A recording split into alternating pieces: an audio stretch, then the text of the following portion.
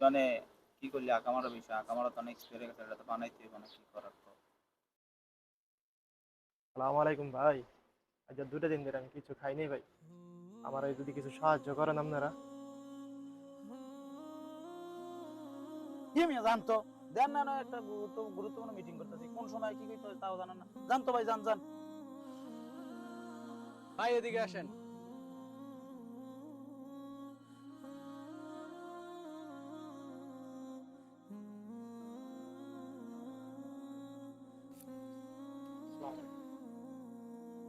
কি রে, তোর কি টাকা বেশি হয়ে গেছে? আমি যে না করলাম আর পরে তুই দিলি। এগো একটা ধান্দা, এগো কাজ কাম করে না, শুধু এই মানুষের তো চাইয়া খাইবো, এটাই হবে স্বভাব।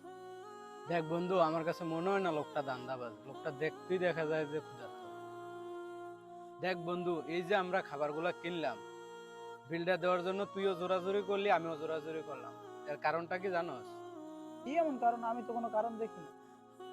কারণটা হলো, দেখ, আমরা একে অপরের কাছে বড় থাকতে চাই, অথচ আমরা কাউকে সাহায্য করলে আল্লাহর কাছে বড় থাকা হয়।